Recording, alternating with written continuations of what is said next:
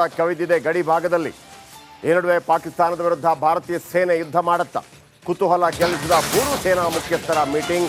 ರಾಜನಾಥ್ ಸಿಂಗ್ ನಿವಾಸಕ್ಕೆ ಸಿಡಿಎಸ್ ಅನಿಲ್ ಚೌಹಾಣ್ ಎರಡನೇ ಸಿಡಿಎಸ್ ಭಾರತದಲ್ಲಿ. ಈ ಹಿಂದೆ ಮೂರು ಸೇನಾ ಮುಖ್ಯಸ್ಥರಿಗೆ ಒಬ್ಬ ಚೀಫ್ ಅಂತ ಇರಲಿಲ್ಲ. ಮೋದಿಯವರ ಕಾಲಾವಧಿಯಲ್ಲಿ ಆಯಿತು. ಮೂರು ಸೇನಾ ಮುಖ್ಯಸ್ಥರ ಮೀಟಿಂಗ್. ರಾಜನಾಥ್ ಸಿಂಗ್ ನಿವಾಸಕ್ಕೆ ಸಿಡಿಎಸ್ ಅನಿಲ್ ಚೌಹಾಣ್ ಭೇಟಿ ಕೊಟ್ಟಿದ್ದಾರೆ. ಚೀಫ್ ಆಫ್ ಡಿಫೆನ್ಸ್ ಸ್ಟಾಫ್ ಆಗಿರುವ ಅನಿಲ್ ಚೌಹಾಣ್ ಮೂರು ಪಡೆಗಳ ಮುಖ್ಯಸ್ಥ ಸಭೆ ಬೆನ್ನಲ್ಲೇ ಸಚಿವರ ಭೇಟಿ ಮಹತ್ವ ಪಡೆದುಕೊಂಡಿದೆ. ಮೊನ್ನೆಯಿಂದ ರಾಜತಾಂತ್ರಿಕವಾಗಿ ಹಲವಾರು ಕ್ರಮಗಳನ್ನು ಕೈಗೊಳ್ಳಲಾಗಿದೆ. ಜೊತೆಗೆ ಗಡಿಯಲ್ಲಿ NIA ಆಲ್ರೆಡಿ ತನಿಖೆಗಿಳಿದಿದೆ.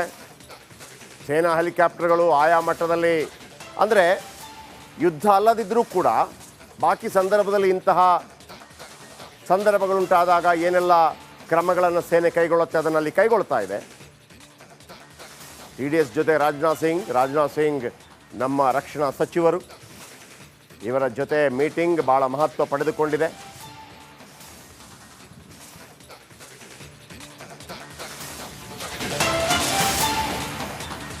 ದೆಹಲಿಯೊಂದರಲ್ಲಿ ಅತಿ ಹೆಚ್ಚು ಪಾಕಿಸ್ತಾನಿಗಳು ಪತ್ತೆಯಾಗಿದ್ದಾರೆ. ಮತ್ತೊಂದು ಕಡೆ 5,000ಕ್ಕೂ ಹೆಚ್ಚು ಪಾಕ್ ಪ್ರಜೆಗಳನ್ನು ಗುರುತಿಸಿದ ಕೇಂದ್ರ. ಪಾಕಿಸ್ತಾನಕ್ಕೆ ಮರಳುವುದಕ್ಕೆ ಇವತ್ತೇ ಲಾಸ್ಟ್ ಡೇಟ್.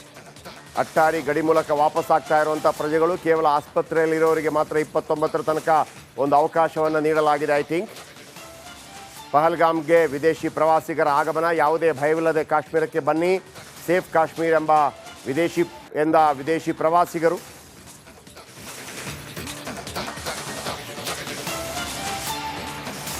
ಅಟ್ಟಾರಿ ಗಡಿ ಮೂಲಕ ವಾಪಸ್ ಆಗ್ತಾ ಇರುವಂಥ ಪ್ರಜೆಗಳು.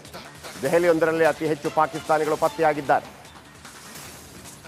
5,000ಕ್ಕೂ ಹೆಚ್ಚು ಪಾಕಿಸ್ತಾನಿಗಳು ಅಟ್ಟಾರಿ ಗಡಿ ಮೂಲಕ. ಮತ್ತೊಂದು ಕಡೆ CDS ಮೀಟಿಂಗ್.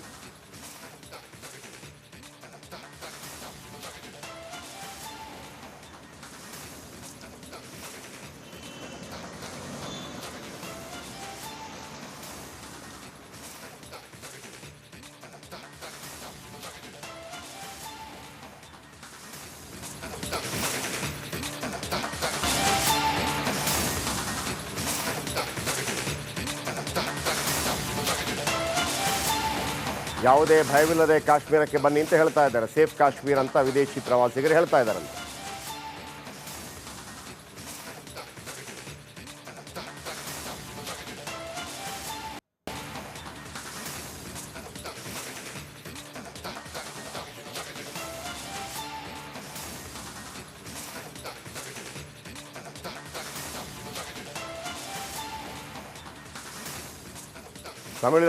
ತಮಿಳುನಾಡಿನಿಂದ ಕಾಶ್ಮೀರಕ್ಕೆ ಬಂದ ಪ್ರವಾಸಿಗರು. ಕಾಶ್ಮೀರದಿಂದಲೇ ರಿಪಬ್ಲಿಕ್ ಕನ್ನಡ ಗ್ರೌಂಡ್ ರಿಪೋರ್ಟ್.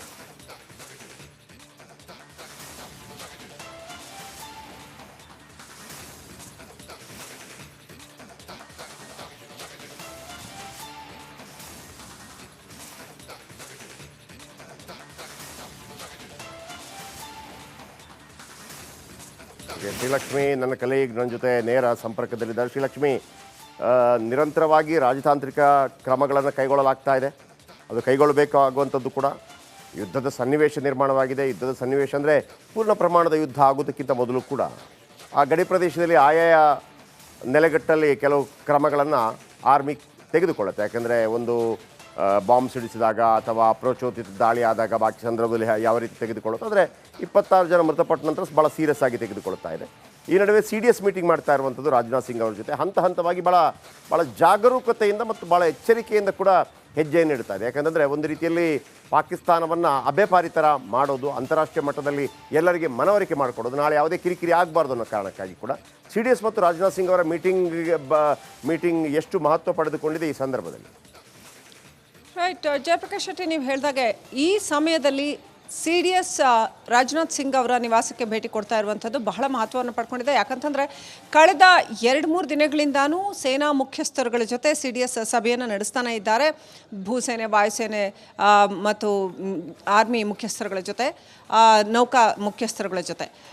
ಈಗ ಯಾವೆಲ್ಲ ಸ್ಟ್ರಾಟಜಿ ಇದೆ? ಡೆಫಿನೆಟ್ಲಿ ಸೇನೆ ಅಂತಂದರೆ plan A, plan B, plan B, plan C ಎಲ್ಲವೂ ರೆಡಿ ಇರುತ್ತೆ. ಯಾಕಂತಂದರೆ ಭಾರತೀಯ ಸೇನೆ ಸದಾ ಸರ್ವಸನ್ನದ್ಧ. ಆದರೆ ಈ ಸಂದರ್ಭದಲ್ಲಿ ಗಡಿಗಳಲ್ಲಿ ಮತ್ತು ಮಲ್ಟಿಫೋಲ್ಡ್ ಅಟ್ಯಾಕ್ ಅಥವಾ ಮಲ್ಟಿಫೋಲ್ಡ್ ಡಿಫೆನ್ಸ್ಗೆ ಯಾವ ರೀತಿಯ ಒಂದು ಸಿದ್ಧತೆ ಬೇಕು, ಪ್ರಿಪೇರ್ಡ್ನೆಸ್ ಯಾವ ರೀತಿ ಬೇಕು ಅಂತ ಎಷ್ಟರ ಮಟ್ಟಿಗೆ ನಮ್ಮ ಎಲ್ಲವೂ ಕೂಡ ಸಕಲವೂ ಕೂಡ ಸಿದ್ಧವಾಗಿದೆ ಅಥವಾ ಇಲ್ಲ ಅನ್ನುವಂಥದ್ದನ್ನು ಅಪ್ಡೇಟ್ ಮಾಡುವಂಥ ಒಂದು ಕೆಲಸವನ್ನು ಮಾಡ್ತಾರೆ. ಸೊ ಈಗ ಏನಾದರೂ ಮೇಜರ್ ಡಿಸಿಷನ್ ತಗೋತಾರಾ, ಮೇಜರ್ ಡಿಸಿಷನ್ ಅನೌನ್ಸ್ ಮಾಡ್ತಾರಾ ಗೊತ್ತಿಲ್ಲ, ನಮಗಿನ್ನೂ ಗೊತ್ತಾಗಬೇಕಾಗಿದೆ. 5 ಗಂಟೆಗೆ ರಾಜನಾಥ್ ಸಿಂಗ್ ಅವ್ರ ಜೊತೆ ಅನಿಲ್ ಚೌಹಾಣ್ ಅವರು ಮೀಟ್ ಆದ ನಂತರ ಗೊತ್ತಾಗುತ್ತೆ ಏನು ಅಂತ, ಏನಾದರೂ ಅನೌನ್ಸ್ಮೆಂಟ್ಸ್ ಇದ್ದರೆ. ಬಟ್ ಬೆಳಗ್ಗೆ ನೀವು ಗಮನಿಸ್ಬೋದು ಜಯಪ್ರಕಾಶ್ ಶೆಟ್ಟಿ, ಬ್ರಹ್ಮೋಸ್ ಪರೀಕ್ಷಾರ್ಥವಾಗಿ ಅದರ ಪರೀಕ್ಷೆಯನ್ನು ನಡೆಸಲಾಯಿತು. ಎಷ್ಟರ ಮಟ್ಟಿಗೆ ಅದು ಪ್ರಿಪೇರ್ ಆಗಿದೆ ಅಂತ ಅದನ್ನು ಚೆಕ್ ಮಾಡಲಾಯಿತು. ರಫೇಲ್ಗಳನ್ನ ಸಿದ್ಧಪಡಿಸಿ ಇಟ್ಕೊಳ್ಳಲಾಗಿದೆ. ನೌಕಾ ಏನು ಭದ್ರತೆ ಬೇಕೋ, ಏನು ರೆಡಿನೆಸ್ ಬೇಕೋ ಅದನ್ನು ರೆಡಿ ಇಟ್ಕೊಳ್ಳಲಾಗಿದೆ. ಸೊ ವಾಯುಸೇನೆ, ನೌಕಾಸೇನೆ, ಭೂಸೇನೆ 3 ಆಯಾಮಗಳಲ್ಲೂ ಕೂಡ ಏನು ಸಿದ್ಧತೆ ಬೇಕೋ ಅದನ್ನು, ಏನು ರೆಡಿನೆಸ್ ಬೇಕೋ ಅದನ್ನು up to the mark ready ಇಟ್ಕೊಂಡಿದ್ದಾರೆ ಅಂತ. ಈಗ ನದಿ ನೀರನ್ನು ನಿಲ್ಲಿಸಿರೋದ್ರಿಂದ ಮತ್ತು ಜೇಲಂ ನದಿ ನೀರನ್ನ ಬಿಟ್ಟು ಪ್ರವಾಹ ಪರಿಸ್ಥಿತಿ ಉಂಟಾಗಿರೋದ್ರಿಂದ ಭಾರತ ಒಂದು ಮೇಜರ್ ಮೂವ್ ತಗೊಂಡಾಗಿದೆ, ಒಂದು ಸ್ಟೆಪ್ ಅಹೆಡ್ ಕಾಲಿಟ್ಟಾಗಿದೆ. ಸೊ ಪ್ರೊಸೀಡಿಂಗ್ಸ್ ಬಂದೇ ಬರುತ್ತೆ, ಮುಂದೆ ಒಂದಷ್ಟು ಕ್ರಮಗಳು ಆಗೇ ಆಗತ್ತೆ. ಅದು ಟೆನ್ಷನ್ಸ್ ಎಷ್ಟರ ಮಟ್ಟಿಗೆ ಎಸ್ಕಲೇಟ್ ಆಗುತ್ತೆ ಅನ್ನೋದ್ರ ಮೇಲೆ ಸೇನೆ ಮೂವ್ ಆಗುತ್ತಾ ಇಲ್ವಾ ಅನ್ನೋದು ಡಿಪೆಂಡ್ ಆಗುತ್ತೆ. ಅನುಕ್ಷಣ ಇದೊಂಥರ ಅನ್ಪ್ರಿಡಿಕ್ಟಬಲ್ ಅಂತಾನೆ ಹೇಳಬೇಕು. ಎರಡೂ ಸರ್ಕಾರಗಳು ಯಾವ ರೀತಿ ವರ್ತಿಸ್ತವೆ, ಏನು ನಿರ್ಧಾರ ಕೈಗೊಳ್ತವೆ ಅನ್ನೋದ್ರ ಮೇಲೆ ಎಲ್ಲವೂ ಕೂಡ ನಿರ್ಧರಿತವಾಗುತ್ತೆ. Jayaprakash, thank you very much ನಿಮ್ಮೆಲ್ಲ ಅಪ್ಡೇಟ್ಸ್ಗೆ. ಎಸ್, ಶ್ರೀಲಕ್ಷ್ಮಿ ಹೇಳ್ತಾ ಇದ್ರು ಅಂದರೆ ಈಗ ವಾರ್ ಆಗುತ್ತೆ ಅಂದ ತಕ್ಷಣ ಎಲ್ಲ ನೋಟಿಸ್ ಕೊಟ್ಟೆಲ್ಲ ವಾರ್ ಮಾಡೋದಿಲ್ಲ. ಯಾವ ಥರ ವಾರ ಆಗಿರುತ್ತೆ ಅಂತ ಅದನ್ನೇ ಸಿದ್ದರಾಮಯ್ಯನವರು ಇವತ್ತು ಭಾಳ ಕ್ಲಿಯರ್ ಕಟ್ಟಾಗಿ ಹೇಳ್ತಾ ಇದ್ರು. ಅಂದರೆ ಭಾಳ ಗೌಪ್ಯವಾಗಿ ನಡೆಯುತ್ತೆ ಅದೆಲ್ಲ ಎಲ್ಲ ಬಹಿರಂಗವಾಗಿ ಹೇಳೋಕ್ಕಾಗೋದಿಲ್ಲ. ಅದು ಯಾವಾಗ ಬೀಳುತ್ತೆ, ಏನು ಬೀಳುತ್ತೆ ಅಂತ ಗೊತ್ತಾಗೋದಿಲ್ಲ. ಆದರೆ ಎಲ್ಲ ಪೂರ್ವಾಪರಗಳು, ಹೀಗಾದರೆ ಹೇಗೆ, ABC, ಹೀಗಾದರೆ ಅವರೇನು ಮಾಡ್ತಾರೆ, ಅವ್ರು ಮಾಡಿದರೆ ನಾವೇನು ಮಾಡಬೇಕು, ನಾವು ಮಾಡಿದರೆ ಮತ್ತೆ ಕಾರ್ಬೋಡ ಕವಿದಿದೆ ಗಡಿ ಭಾಗದಲ್ಲಿ. ಈ ನಡುವೆ ಪಾಕಿಸ್ತಾನದ ವಿರುದ್ಧ ಭಾರತೀಯ ಸೇನೆ ಯುದ್ಧ ಮಾಡುತ್ತಾ ಕುತೂಹಲ ಕೆರಳಿಸಿದ 3 ಸೇನಾ ಮುಖ್ಯಸ್ಥರ ಮೀಟಿಂಗ್. ರಾಜನಾಥ್ ಸಿಂಗ್ ನಿವಾಸಕ್ಕೆ CDS ಅನಿಲ್ ಚೌಹಾಣ್ 2ನೇ CDS ಭಾರತದಲ್ಲಿ. ಈ ಹಿಂದೆ 3 ಸೇನಾ ಮುಖ್ಯಸ್ಥರಿಗೆ ಒಬ್ಬ ಚೀಫ್ ಅಂತ ಇರಲಿಲ್ಲ. ಮೋದಿಯವರ ಕಾಲಾವಧಿಯಲ್ಲಿ ಆಯಿತು 3 ಸೇನಾ ಮುಖ್ಯಸ್ಥರ ಮೀಟಿಂಗ್. ರಾಜನಾಥ್ ಸಿಂಗ್ ನಿವಾಸಕ್ಕೆ CDS ಅನಿಲ್ ಚೌಹಾಣ್ ಭೇಟಿ ಕೊಟ್ಟಿದ್ದಾರೆ. ಚೀಫ್ ಆಫ್ ಡಿಫೆನ್ಸ್ ಸ್ಟಾಫ್ ಆಗಿರುವ ಅನಿಲ್ ಚೌಹಾಣ್ 3 ಪಡೆಗಳ ಮುಖ್ಯಸ್ಥ ಸಭೆ ಬೆನ್ನಲ್ಲೇ ಸಚಿವರ ಭೇಟಿ ಮಹತ್ವ ಪಡೆದುಕೊಂಡಿದೆ. ಮೊನ್ನೆಯಿಂದ ರಾಜತಾಂತ್ರಿಕವಾಗಿ ಹಲವಾರು ಕ್ರಮಗಳನ್ನು ಕೈಗೊಳ್ಳಲಾಗಿದೆ. ಜೊತೆಗೆ ಗಡಿಯಲ್ಲಿ NIA ಆಲ್ರೆಡಿ ತನಿಖೆಗಿಳಿದಿದೆ. ಸೇನಾ ಹೆಲಿಕಾಪ್ಟರ್ಗಳು ಆಯಾ ಮಟ್ಟದಲ್ಲಿ, ಅಂದರೆ ಯುದ್ಧ ಅಲ್ಲದಿದ್ದರೂ ಕೂಡ ಬಾಕಿ ಸಂದರ್ಭದಲ್ಲಿ ಇಂತಹ ಸಂದರ್ಭಗಳುಂಟಾದಾಗ ಏನೆಲ್ಲ ಕ್ರಮಗಳನ್ನು ಸೇನೆ ಕೈಗೊಳ್ಳುತ್ತೆ ಅದನ್ನು ಅಲ್ಲಿ ಕೈಗೊಳ್ತಾ ಇದೆ. CDS ಜೊತೆ ರಾಜನಾಥ್ ಸಿಂಗ್ ನಮ್ಮ ರಕ್ಷಣಾ ಸಚಿವರು, ಇವರ ಜೊತೆ ಮೀಟಿಂಗ್ ಭಾಳ ಮಹತ್ವ ಪಡೆದುಕೊಂಡಿದೆ.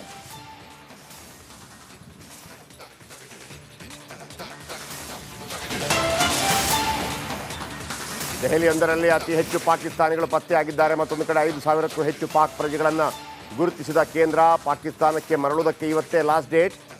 ಅಟ್ಟಾರಿ ಗಡಿ ಮೂಲಕ ವಾಪಸ್ ಆಗ್ತಾ ಇರುವಂಥ ಪ್ರಜೆಗಳು ಕೇವಲ ಆಸ್ಪತ್ರೆಯಲ್ಲಿರೋರಿಗೆ ಮಾತ್ರ 29ರ ತನಕ ಒಂದು ಅವಕಾಶವನ್ನು ನೀಡಲಾಗಿದೆ. ಐ ಥಿಂಕ್ ಪಹಲ್ಗಾಮ್ಗೆ ವಿದೇಶಿ ಪ್ರವಾಸಿಗರ ಆಗಮನ. ಯಾವುದೇ ಭಯವಿಲ್ಲದೆ ಕಾಶ್ಮೀರಕ್ಕೆ ಬನ್ನಿ, ಸೇಫ್ ಕಾಶ್ಮೀರ್ ಎಂಬ ವಿದೇಶಿ ಪ್ರವಾಸಿಗರು.